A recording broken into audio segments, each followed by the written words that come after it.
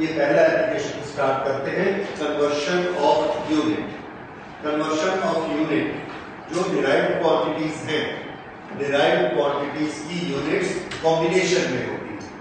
जैसे स्पीड का यूनिट है मीटर पर सेकंड, अगर सिर्फ मीटर हो तो हम उसको फुट में आराम से बदल सकते हैं, किलोमीटर में आराम से बदल सकते हैं। लेकिन जब ये एक क्वांटिटी बन जाती है मीटर पर सेकंड, तो इस क्वांटिटी में मीटर को किलोमीटर करना है, सेकंड को आवर बनाना है, और हम जानना चाहते हैं कि ये स्पीड किलोमीटर पर आवर में कितनी होगी। इस तरह से एक से ज्यादा क्वांटिटीज हो, डिराइव्ड क्वांटिटीज हो, और उसकी यूनिट चेंज करनी हो, तो उसका मेथड क्या होगा, ये यहां पर हम सीखेंगे। हमारे पास कोई भी एक क्वांटिटी है Q, हमको एक प्रिंसिपल मालूम है कि अगर हमारा यूनिट U है, U1 टाइप का यूनिट यूज करते हैं, तो इस यूनिट में इसका एक नंबर आएगा N1, और क्वांटिटी हमेशा किसके बराबर होती है, unit multiplied by number. Okay, लेकिन अगर हम यूनिट बदल देते हैं, जैसे एक कपड़े की लंबाई 2 मीटर है, उसी कपड़े की लंबाई हम 200 बोलते हैं, अगर हम मीटर को क्या बना दें, सेंटीमीटर। सेंटीमीटर में बोलेंगे तो 200, मीटर में बोलेंगे तो 2। अच्छा, इस तरह से अगर हम इस क्वांटिटी को, इस यूनिट को चेंज करें, U2 बना देंगे, तो ऑटोमेटिकली N1 से क्या बन जाएगा, N2। लेकिन ये दोनों एक ही लेंथ के कपड़े को दिखा रहे हैं, इसलिए दोनों किसके बराबर होंगे, इक्वल इक्वल, एक गिवन क्वांटिटी। जैसे इस कमरे की लंबाई, इसको नाप दीजिए, मीटर में नापेंगे कुछ आएगा, फुट में नापेंगे कुछ और आएगा, सेंटीमीटर में नापेंगे कुछ और आएगा, पर क्वांटिटी तो यही है। इसी तरह से Q वही रहता है, जब हम यूनिट बदलते हैं तो ये नंबर बदल जाता है। तो ये Q is equal to N1 U1 N2 U2। U1 एक तरह की यूनिट है, U2 दूसरी तरह की यूनिट है। अब अगर हमको कोई चीज एक क्वांटिटी में मालूम है, तो उसको हम एक यूनिट में मालूम है और उसको दूसरी यूनिट में कैसे कन्वर्ट करेंगे। इसका ये मतलब है कि अगर हमको N1 मालूम है और हमने N2 पता लगाना है, तो कैसे पता लगाएंगे। जैसे आपसे हमने कहा कि एक there is one person who is moving with a speed of 20 meter per second. 20 meter per second. What is this speed in kilometer per hour? हमको किलोमीटर पर आवर में चाहिए, ताकि हमको ये पता लगे कि हमारी मोटरसाइकिल के कंपैरिजन में उसकी स्पीड कितनी है। तो 20 मीटर पर सेकंड को किलोमीटर पर आवर में कन्वर्ट करना है। This is our challenge. तो उसके लिए हम क्या करते हैं, देखिए, ये N1 U1 is equal to N2 U2, जिसमें हमने N2 का पता करना है। अगर हमने N2 को पता लगाना है, तो N2 U2 is equal to N1 U1, और इधर का U2 हम इस तरफ ले आए, this is divided by U2। ये बना, बस उससे N2 आ जाएगा। तो हमको डिवाइड किसको करना है, एक यूनिट से दूसरे यूनिट को डिवाइड करना है, और यहां हमारा डायमेंशन का नॉलेज काम में आता है। किस तरह से डायमेंशन का नॉलेज काम में आएगा, अगर एक यूनिट से दूसरे यूनिट को डिवाइड करना है, तो हर यूनिट में डायमेंशंस होती है। कौन सी डायमेंशंस, मास, लेंथ, टाइम, तीनों की डायमेंशंस होंगी। यूनिट 1 में जो डायमेंशंस हैं, इस डायमेंशंस को हम लिख लेंगे, this will be M1 L1 T1, और इसकी डायमेंशंस क्या होंगी, M2 L2 T2 ना, ये गड़बड़ है। ओके, इसको करेक्ट करते हैं। क्योंकि क्वांटिटी एक ही है, इसलिए उसकी डायमेंशंस अलग अलग नहीं हो सकती। तो ये डायमेंशंस भी कैसी होंगी, ये भी होंगी M1 L1 T1। अब अगर दोनों की डायमेंशंस एक जैसी हैं, तो क्या डिफरेंट है, तो आंसर है दोनों का यूनिट डिफरेंट है। अब इसमें देखिए, यहां पर हमने ग्रुप बना दिया, यहां पर ग्रुप बना दिया, और यहां पर ग्रुप बना दिया, ऐसे। इसका ये मतलब है कि n के नीचे हमको क्या लिखना चाहिए, n एल के नीचे क्या लिखना चाहिए, एल, और टी के नीचे क्या लिखना चाहिए, टी। ओके, इसको मैं फिर से ठीक करता हूं। मान लीजिए ये जो यूनिट है इसमें m की कुछ पावर्स हैं, m की पावर a है, l की पावर b है और t की पावर c है। तो इसमें भी क्या होगा, m की पावर a, l की पावर b और इसकी पावर c वही रहेगा। तो मास, इसके मास के नीचे मास का यूनिट, लेंथ के नीचे लेंथ का यूनिट और टाइम के नीचे टाइम का यूनिट। मान लीजिए इसको डिफरेंट करने के लिए हम इसको डैश दे देते हैं। This is 1 1 1 2 2 2। ओके, तो ये पहले वाले का था, ये दूसरे वाले का था, लेकिन हमको याद क्या रखना है, डिवाइड करते समय मास के नीचे मास, लेंथ के नीचे लेंथ और टाइम के नीचे टाइम। इस तरह से कैलकुलेट करने से हमको क्या मिलेगा, ये n2। उसके बाद n2 हम यहाँ लिखेंगे और n2 को यहाँ लिख देंगे, हमारा क्वेश्चन सॉल्व हो गया।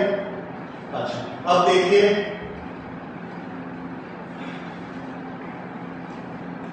हमसे पूछा गया, किसी गाड़ी की स्पीड, अभी हमने बात की थी 20 मीटर पर सेकंड है।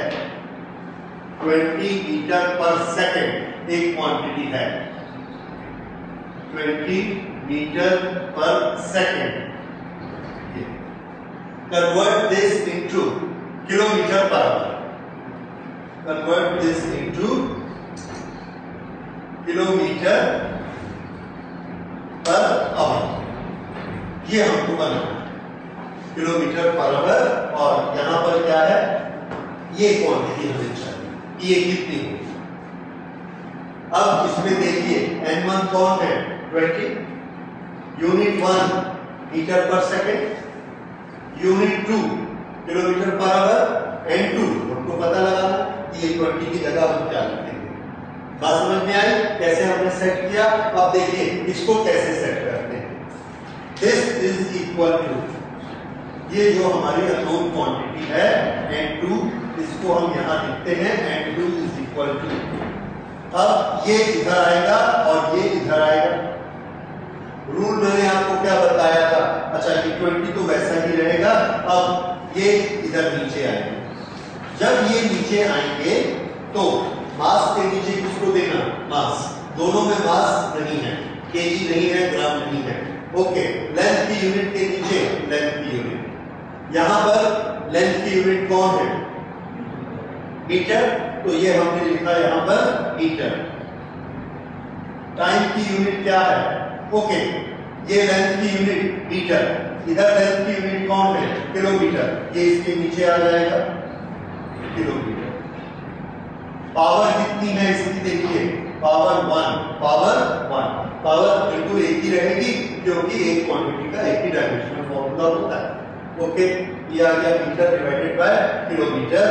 एंड उसके बाद ये है पर सेकंड, तो इसके नीचे कौन आएगा, ये टाइम है और ये भी क्या है, टाइम, तो टाइम के नीचे टाइम को आना है, तो पर सेकंड के नीचे पर आवर, ये ऐसा। ठीक है, अब अगला स्टेप देखिए। दिस इज n2 और अब हम वैल्यू रखते हैं, इसको हमको इस तरह से कन्वर्ट करना चाहिए कि ये दोनों आपस में कैंसिल हो जाए। जैसे ये क्या है, मीटर, और ये कौन है, किलोमीटर। किसी एक को कन्वर्ट करिए ताकि वो दूसरे में आ जाए। सिंगल हमको पता होता है 1 किलोमीटर में कितने मीटर होते हैं, 1000 मीटर, तो इसको हम मीटर बना देते हैं। ये 20 को ऐसा ही रखते हैं और इसको हमने लिखा मीटर और इसको लिखा 1000 मीटर, ताकि मीटर मीटर अगले स्टेप में कैंसिल हो जाएगा। अब मल्टीप्लाई बाय, यहां पर देखिए पर का मतलब क्या होता है, 1 डिवाइडेड बाय, तो इसको हम किस तरह से लिखते हैं, ये नीचे का पर आवर ऊपर चला जाएगा और ऊपर का पर सेकंड नीचे चला जाएगा। अब दोनों की पावर क्या होगी, 1 1, ये समझ आया? -1 मतलब क्या होता है दूसरी तरफ, तो ये इधर आ गया, ये इधर आ गया। अब आवर को क्या लिखा जा सकता है? How many seconds? Yes, very good. तो इसको हम लिख सकते हैं 3600 सेकेंड, और ये कितना है? 1 सेकेंड। कैंसिलेशन हुआ, सेकेंड को सेकेंड से काट सकते हैं, ये मीटर को मीटर से काट सकते हैं। अब आप देखेंगे इसमें एक नंबर बचता है, इस नंबर को हमने कैलकुलेट किया तो ये नंबर आया, ये 2 जीरो इस 2 जीरो से कट गए, 5 2 10 ना 5 से नहीं हो पाएगा, 2 जीरो कट गए, 2 5 10 एंड दिस इज 2 18 इसके बाद नहीं कटेगा, तो कितना आया? 18/5।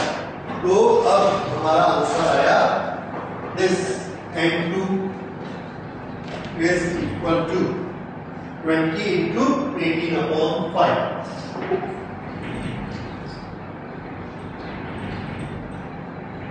70। N2 की वैल्यू कितनी आ गई? 72। अब इधर देखिए, जब N2 की वैल्यू 72 आ गई तो हमने क्या किया? पहले इक्वेशन को देखा। पहला इक्वेशन ये यस दिस 20 मीटर पर second is equal to N2 kilometre पर आवर। तो हमारा आंसर N2 की जगह क्या लिखते हैं? 72। तो अब ये क्या आ गया? Therefore 20 मीटर पर second is equal to N2 की जगह क्या लिखना? 72 किलोमीटर पर आवर। ये हमारा कन्वर्शन हो गया। ठीक है, अब इसको उल्टा करते हैं। उल्टा करके आप मुझे बताएंगे, कैलकुलेट थोड़ा सा करिए। 1 किलोमीटर पर hour is equal to how much metre पर सेकेंड। करिए, इसी का उल्टा प्रोसेस करिए और वो फैक्टर निकालिए जिससे हम मीटर पर सेकेंड निकाल सकते हैं। तो इसको हम लोग याद कर लेते हैं। किस चीज को याद कर लेते हैं? 1 किलोमीटर पर hour is equal to 5/18 metre पर सेकेंड। और इसी तरह से 1 मीटर पर second is equal to how much? इसका उल्टा 5/18 का उल्टा क्या? 18/5। ठीक है, तो ये याद रहेगा। दिस इज द मेथड, ये जनरल मेथड है और इससे आप कोई भी न्यूमेरिकल इस तरह से कन्वर्शन का convert 1 Newton force, 1 Newton SI system में होता है और CGS सिस्टम में, छोटे सिस्टम में हमारा यूनिट है फोर्स टू डाइन। और ये डाइन किस सिस्टम में है? This is CGS system. आपको क्या बताना है? आपको बताना है 1 newton is equal to how many dynes? Newton और डाइन दोनों क्या है? फोर्स। दोनों की एक डायमेंशन होनी ही चाहिए। ओके, तो फोर्स की डायमेंशन क्या है? ये पहली चीज आपको याद होनी चाहिए।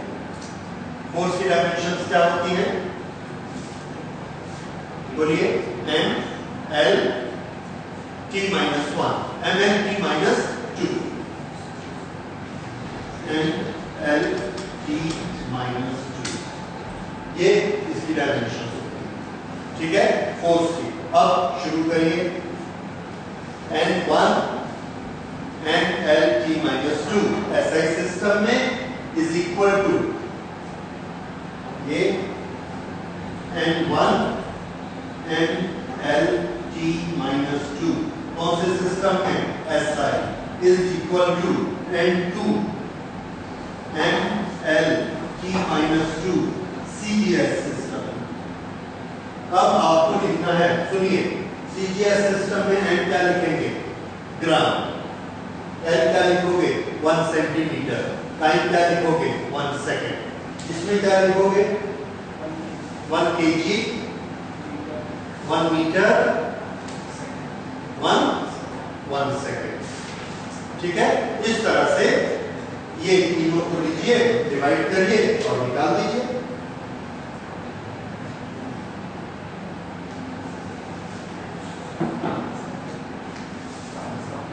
टेन टू पावर 5 आ गया, बड़ी जल्दी आ गया। वेरी गुड, बहुत छोटा सा है ये, जल्दी आएगा। इसमें क्या क्या लिखा मुझे बताइए।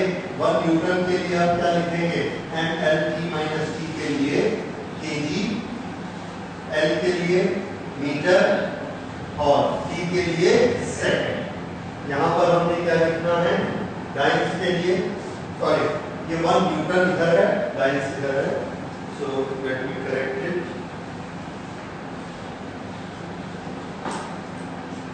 न्यूटन में होता है केजी मीटर सेकेंड और डाइंस में क्या होता है, केजी की जगह ग्राम और इधर सेंटीमीटर और सेकेंड स्क्वायर।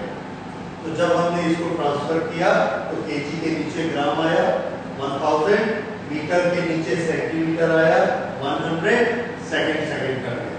तो 1000 into 100 ये आ गया 10 to the power 5। तो यहाँ n2 की वैल्यू कितनी आ गई, 10 to the power 5। ये सबका आ गया। ओके, अब इसके बाद अगली चीज हम लेते हैं, to check the correctness of the formula.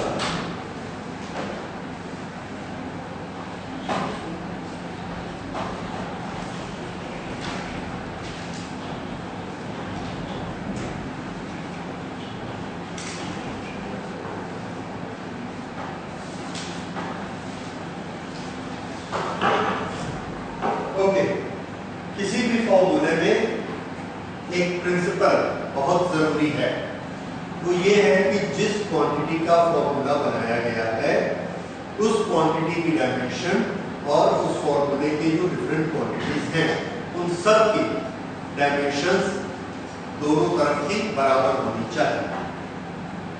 जैसे हमने एक क्वांटिटी लिखी, time period of oscillation of pendulum, time period of oscillation of pendulum. तो उसके लिए हमने एक फॉर्मूला बनाया और वो फॉर्मूला है time is equal to 2 pi root L upon G, जिसमें L पेंडुलम की लेंथ है और G acceleration due to gravity. Okay, ये एक फॉर्मूला किसी ने बना के दिया और हमको चेक करना है whether it is correct or not correct। तो जब भी इस तरह से हमको कोई फॉर्मूला दिया जाएगा उसमें हमेशा दो क्वांटिटी रहेंगी, one on this side of equal, one on this side of equal. तो ये दोनों क्वांटिटीज के लिए हम डायमेंशंस लगाएंगे और ये चेक करेंगे कि दोनों तरफ एक जैसी डायमेंशंस हैं या नहीं। ठीक है, ओके। तो इसके लिए हमने शुरू किया left hand side, dimensions of left hand side.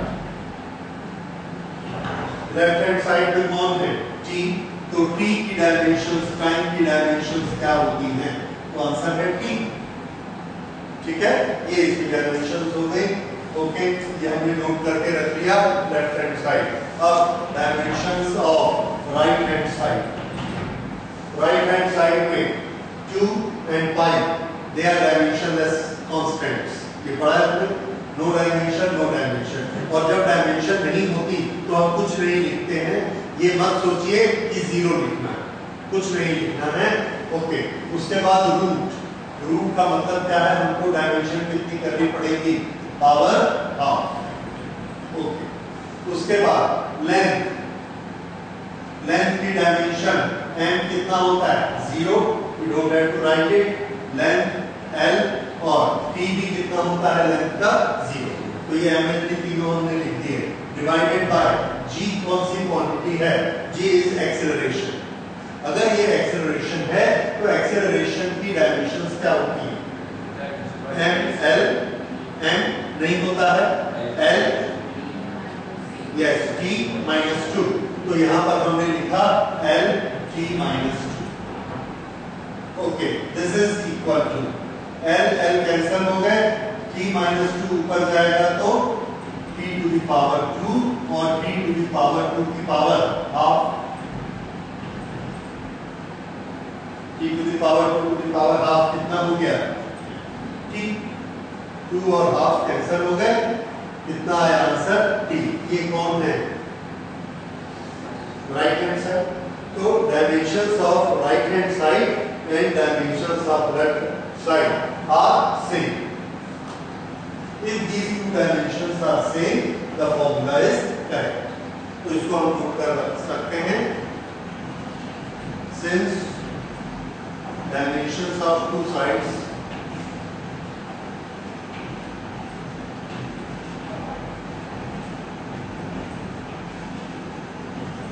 are same, the formula is dimensionally correct. देखिए ये फॉर्मूला फिजिक्स में होता है या नहीं होता, हमको नहीं मालूम, हमको किसी ने बताया, हमने इसकी डायमेंशंस चेक कर दी, इसलिए हम क्या लिखते हैं, दिस इज डायमेंशनली करेक्ट।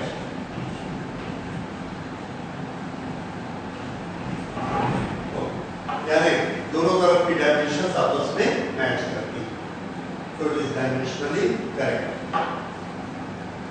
इस तरह के और फॉर्मूला हम चेक करते हैं, एक टू चेक द करेक्टनेस।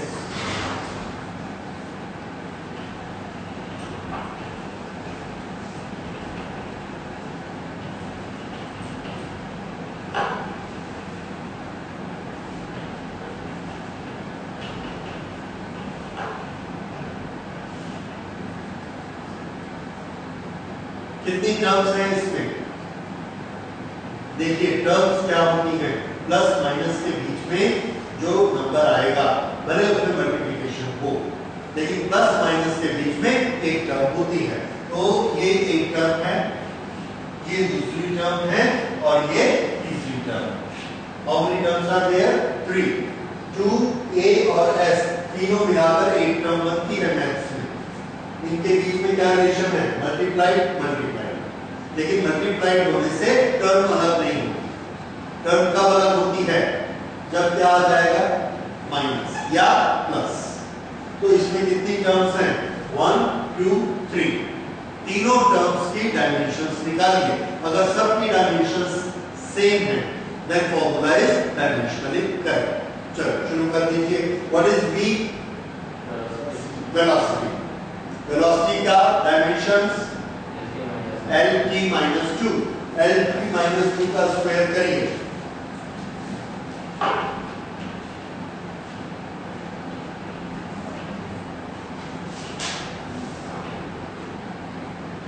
ठीक है, उसका स्क्वायर कर दिया, l का स्क्वायर t minus 2 का स्क्वायर, ये v स्क्वायर की डायमेंशंस हो गए, clear,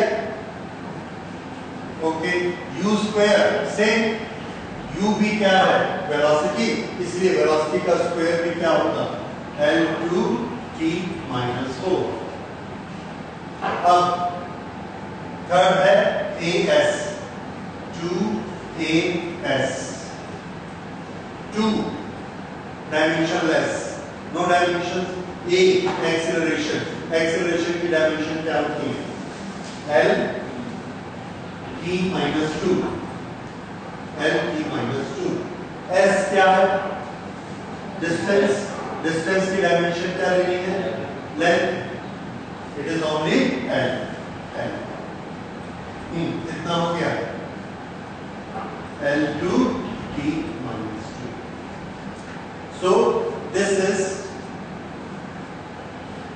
third term, this is second term, and this is first term. All the terms have same dimensions.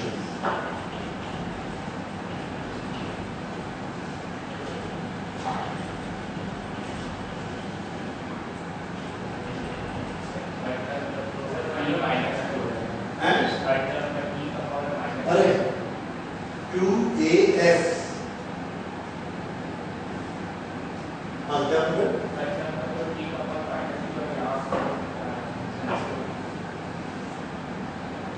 2as v square minus 2 square velocity की जगह acceleration भी sir velocity की जगह acceleration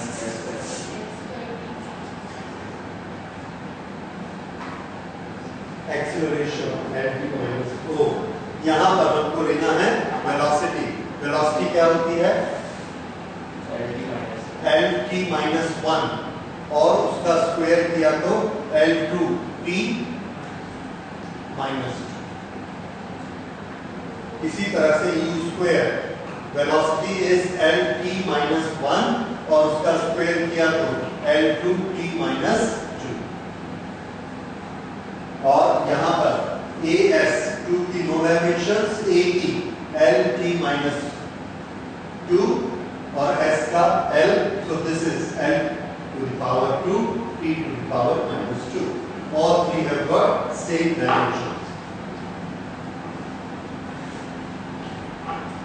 Therefore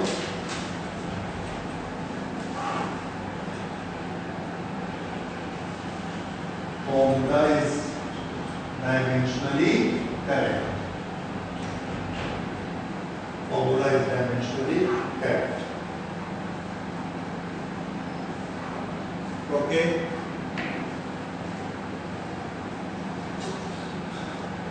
next note करिए,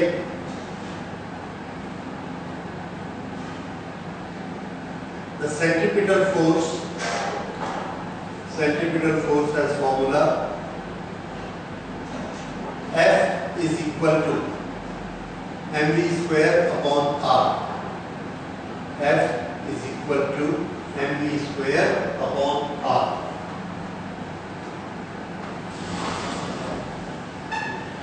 Centripetal force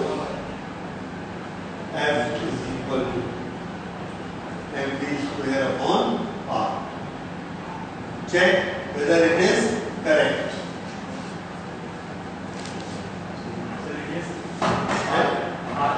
R is radius of circle in which a body is moving, and mass, v velocity,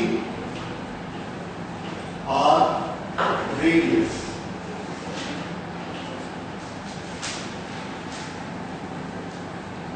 okay, F आपको charge से F याद है, मास इनटू एक्सेलरेशन का। F की dimensions क्या होती हैं?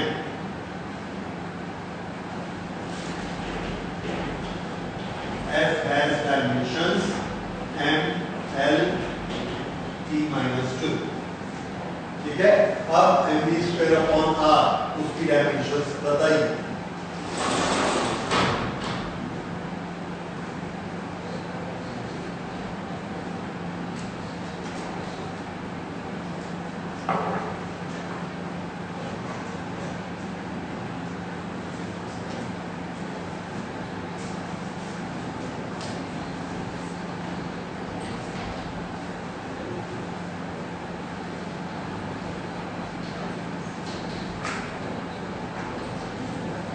v की डायमेंशन आप क्या लिखते हैं?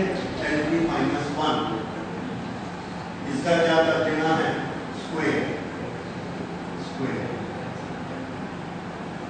Okay, this is to be divided by r। r की डायमेंशंस है, ठीक है। अभी कैलकुलेशन कर रहे हैं, let's not write this bracket, चलेगा।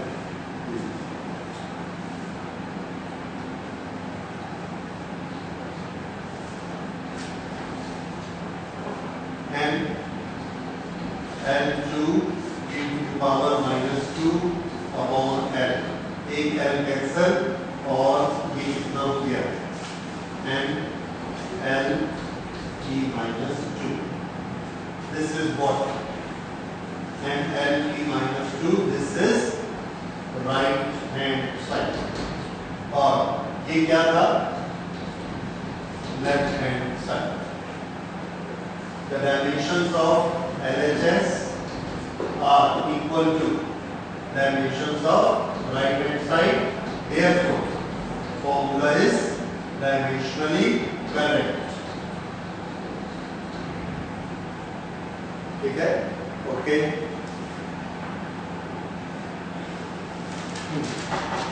नेक्स्ट हम लेते हैं एक बहुत फेमस क्वांटिटी, आपको बार बार काम में आएगी, and that is frequency.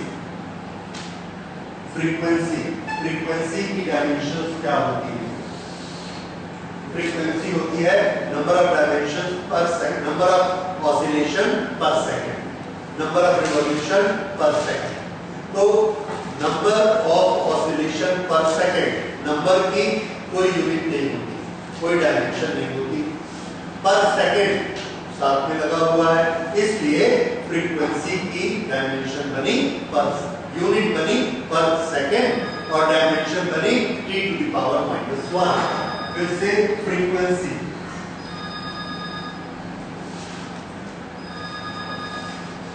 Frequency of oscillation, unit पर सेकंड, इसके सामने क्या छिपा हुआ है? नंबर क्वांटिटी पर सेकंड, 20 पर सेकंड, 50 पर सेकंड, 100 पर second, number of vibrations 100 vibrations पर सेकंड। तो 100 की कोई यूनिट नहीं है, वो नंबर है, साथ में पर सेकंड है, तो पर सेकंड को हम क्या लिखेंगे? पर सेकंड। तो इसकी डायमेंशंस क्या होंगे?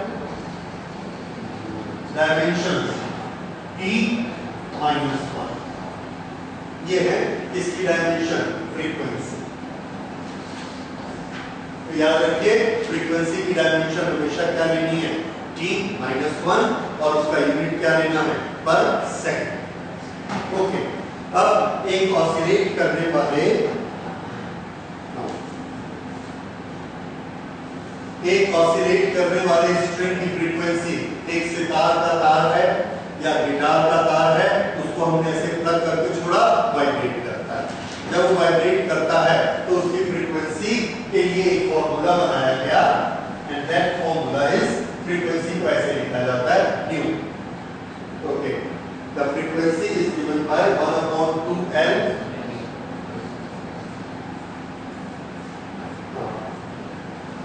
n/2L and T/M, where T is tension,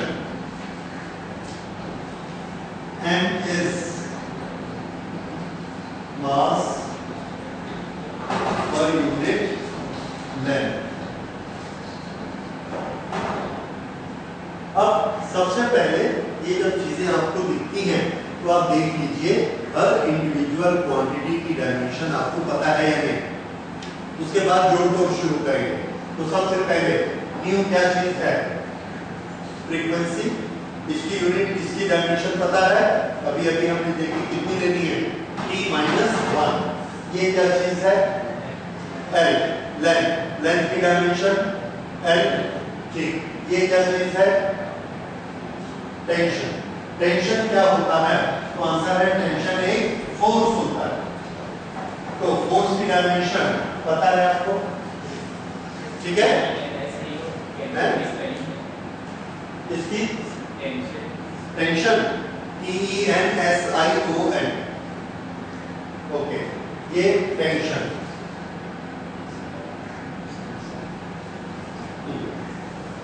tension, तो टेंशन बेसिकली क्या होता है? फोर्स, जिससे किसी तार को खींचा जाए तो उसका टेंशन। ओके, तो फोर्स की डायमेंशंस क्या लेनी है? L/T-2, ये भी आपको पता है। उसके बाद मास पर यूनिट लेंथ, इसकी डायमेंशन बताइए।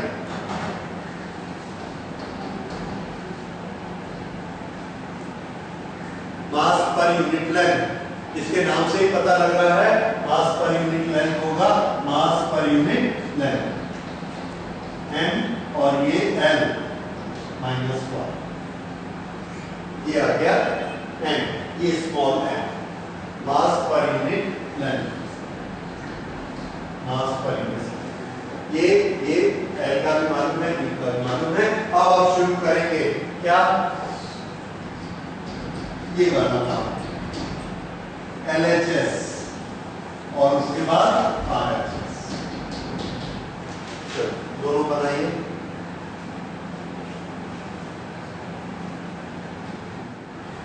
तो इसमें हमने दोनों तरफ क्वांटिटीज निकाली। ये कितना है left hand side t-1, okay right hand side यहाँ पर हमने देखा 1/2l, तो ये इसकी डायमेंशन कितनी ली l-1, l-1, 2 की कोई डायमेंशन नहीं लेनी है। उसके बाद t फोर्स, रूट के अंदर जो कुछ होगा उसके लिए ब्रैकेट लगाइए और उसकी पावर हाफ कर दीजिए, हाफ। अब इसके अंदर कौन कौन है, फोर्स अपॉन मास। फोर्स के लिए क्या लिखना है mlt-2 और मास के लिए क्या लिखना है m। ना mass per unit length ml-1, ml-1, this is equal to l-1 और इसके अंदर देखिए m कैंसिल, l-1 ऊपर जाएगा तो l+1 हो जाएगा, l+1 और ये वाला l+1 दोनों मिला के कितना हो गया l+2, +2 और ये कितना है t-2 और इस पूरे की पावर हाफ। जब हम इस पूरे की पावर हाफ करेंगे तो क्या होगा, इसकी पावर हाफ हो गई और इसकी पावर भी हाफ हो गई। So what we get here is l⁻1 and t⁻−1। ये 2 multiplied by half l, -2 multiplied by half, अब l⁻−1 l⁻+1 ये दोनों कैंसिल, क्या है answer t⁻−1। This is what right hand side and this is left hand side, both are same, so it is a correct formula or correct equation। इस तरह से हमने इसको चेक किया, ठीक है। तो ये अब आप कर सकते हैं। इसके लिए हमने जो एक प्रिंसिपल काम में लाया उस प्रिंसिपल को आप याद करते हैं, that is principle of homogeneity and it is very important principle. और इसी प्रिंसिपल से हमने ये सब किए और उसी प्रिंसिपल से आगे बढ़ेंगे, उसको नोट कर लीजिए। Principle of homogeneity,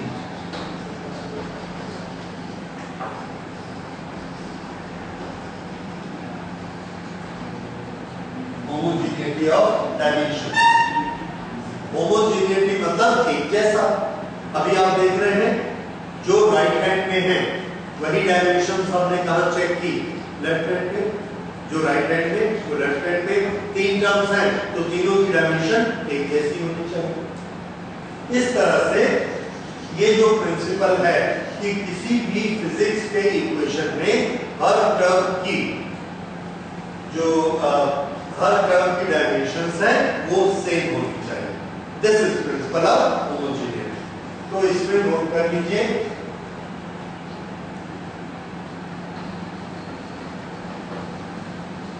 the dimensions of each term of the physical formula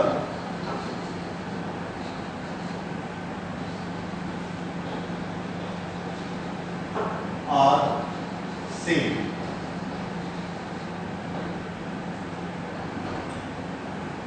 The dimensions of each term of physical formula are same. ठीक है।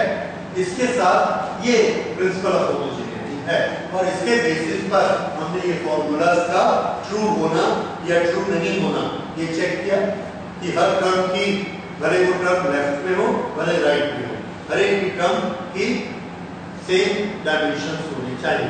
दूसरी चीज इसमें एक छोटी सी चीज और है और वो मैथमेटिक्स का या अलजेब्रा का वेल एस्टैब्लिश्ड प्रिंसिपल है।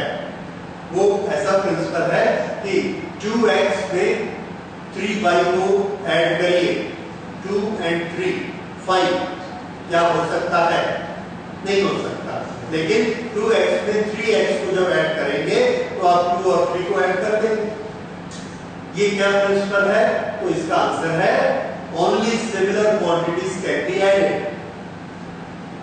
इसका ये मतलब है कि 5 किलोग्राम में 2 मीटर्स को ऐड नहीं कर सकते, 5 किलोग्राम में 2 किलोग्राम को ऐड कर सकते। मास के साथ मास ऐड होता है, मास के साथ लेंथ ऐड नहीं होती। ये एक बड़ा बेसिक प्रिंसिपल है और इसी प्रिंसिपल को हम याद कर लेते हैं और इसको नोट कर लेते हैं और ये हमको बहुत जरूरी प्रिंसिपल है। Okay, so this we will write only similar dimensions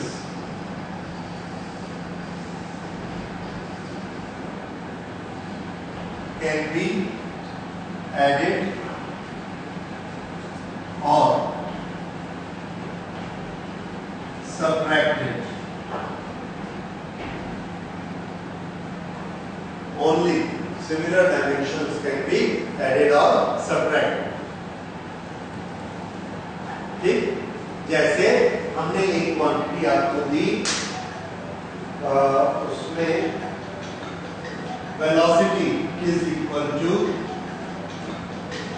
length upon t minus a। इसमें a की डायमेंशन क्या है? तो आंसर है a की डायमेंशन टाइम की डायमेंशन। क्यों?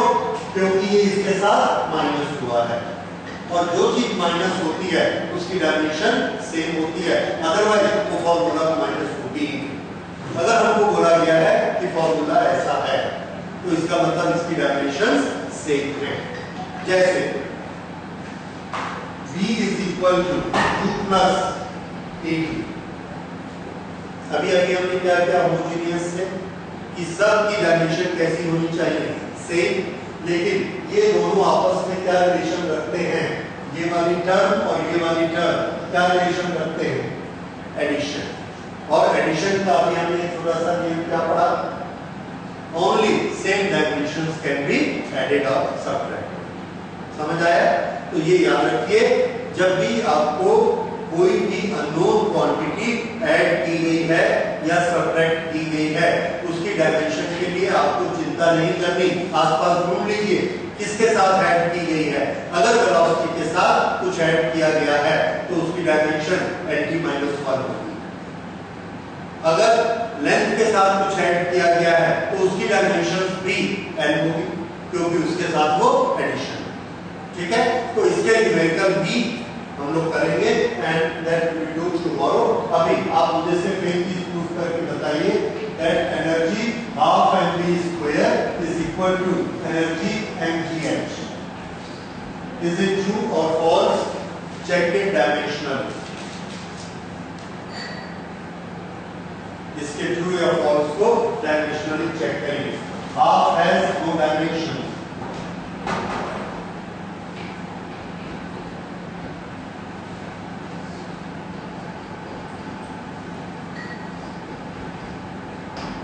G is acceleration, H is height, height is length,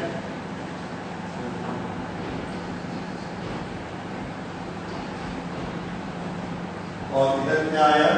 m, इसका होल स्क्वायर किया, this is m2 and b minus 2। इसको हमें ऐसा नहीं लिखना चाहिए था, हमें पहले लिखना चाहिए था left hand side is this, और उसे क्या लिखना चाहिए? RHS is this। Therefore LHS is equal to RHS, hence formula is correct। समझ आया? तो इस तरह से फॉर्मूला का करेक्टनेस हम चेक कर सकते हैं। कल फिर और करेंगे इसके न्यूमेरिकल, और कल तीसरी चीज जो सबसे इंपॉर्टेंट है, एक नया फॉर्मूला हम कैसे बनाते हैं dimensions, that is most important और उसी में से एग्जाम में आता है। ठीक है, तो कल सबको आना है, भूलिएगा मत। हाँ, कल की क्लास होगी mgh, g is और एक्सेलरेशन की डायमेंशन Lt minus 2. ये is acceleration due to gravity और उसके कारण जो एक्सेलरेशन होता है ये वो, ठीक है? ओके, तो विल मीट टुमारो, तब सब आइए।